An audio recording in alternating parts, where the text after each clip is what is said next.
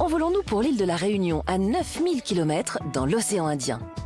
L'île possède un écosystème exceptionnel, plus de 850 espèces de plantes naturellement protégées grâce à des reliefs escarpés parfois inaccessibles. Cette flore sauvage est un trésor chéri par les Réunionnais que l'on appelle ici les fleurs longtemps.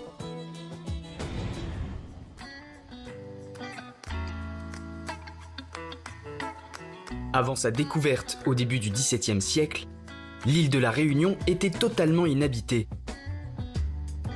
La végétation originelle régnait en maître et vit encore dans ses vallées. Cette flore unique ne se trouve nulle part ailleurs. Des arbres fruitiers tropicaux et des plantes natives de l'île que l'on appelle en créole les fleurs longtemps. Mais ces spécimens sont en voie de disparition. Ils sont menacés par des espèces invasives amenées par les premiers colons. À Saint-Leu, le jardin botanique Mascarin de la Réunion est l'un des seuls à préserver cette biodiversité primitive. Donc ici, on aura la possibilité peut-être de récolter un peu de graines. Ouais. Parce qu'il y en a au sol. Ce qu'on voit de la forêt, c'est des pieds semenciers qui n'ont pas de régénération naturelle, ou très très peu. Ce qui fait que ces pieds-là, si demain il y a par exemple un cyclone qui vient les abattre, derrière il y aura toutes les exotiques envahissantes qui prendront le dessus, mais nos pieds semenciers d'espèces indigènes auront disparu et on n'aura pas les graines nécessaires et les plantules pour recréer ces forêts. Depuis plus de 30 ans, ce lieu de 9 hectares fait office d'arche de Noé pour ce patrimoine naturel incomparable.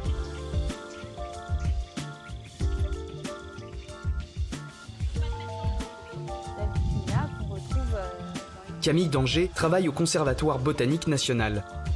Avec Gilbert Toussaint, chargé de l'aménagement des collections, ils arpentent les allées du parc pour contrôler l'état de santé de cette flore. Ici, tu vois, on a une ouverture sur l'arbre. Alors soit c'est soit c'est le vent qui l'a fait bouger, mais peut-être à surveiller en tout cas qu'il n'y ait pas de champignons qui s'installent. Tout ce qui est suivi sanitaire, ça va être des relevés sur les arbres pour s'assurer qu'ils sont en bonne santé, qu'il n'y a pas de champignons ravageurs, du suivi phénologique pour connaître les périodes de fructification, ce qui va nous permettre après de récolter. Le jardin botanique est ouvert au public.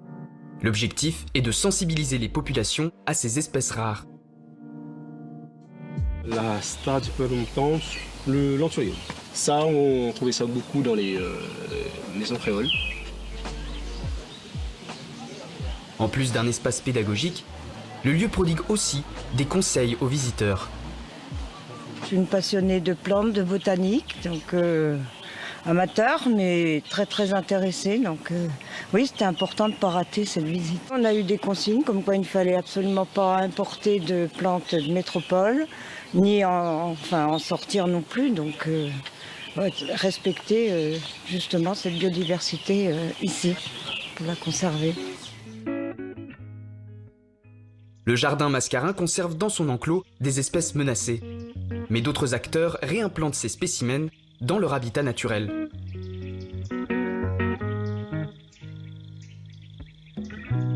Christian Fontaine est un botaniste passionné. Il habite non loin de cette vallée. Tous les jours, depuis 30 ans, il s'y rend pour planter des boutures sur cette ravine et donner une chance à la végétation originelle de renaître. Pas mal d'écrits disent qu'il y avait une grande biodiversité, une flore luxuriante. Le branle-vert, quand on parle, Erica réunionnensis, d'où son nom, réunionnensis, elle est endémique de la Réunion. Et si ça continue, elle va en disparition. Sur ce flanc de falaise, on trouve quelques-unes des 848 espèces endémiques de l'île, comme le bois de senteur blanc.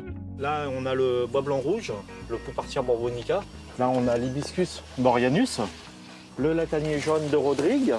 Ça, c'est le bois de senteur blanc, Rusia cordata pour les scientifiques, endémique strict de la Réunion.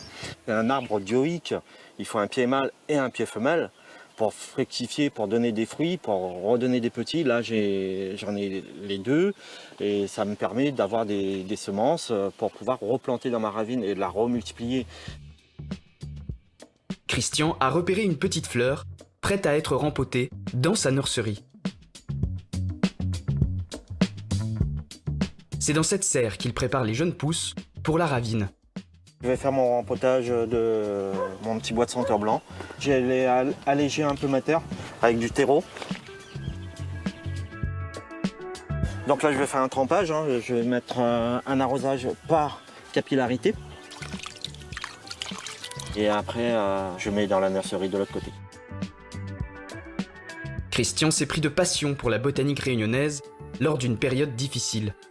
Quand je suis arrivé ici, c'était une année un peu noire pour moi.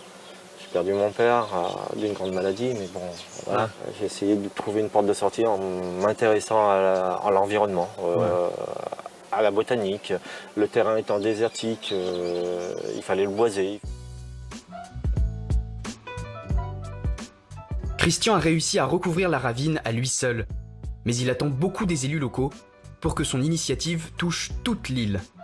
Ce travail de fourmi, c'est peut-être un exemple, peut-être qu'il y en a d'autres qui le font déjà. Il faudrait peut-être se mettre, nous, en tant que population, citoyens, de se mettre autour d'une table. Si on ne fait pas ça, ce sera la perdition totale.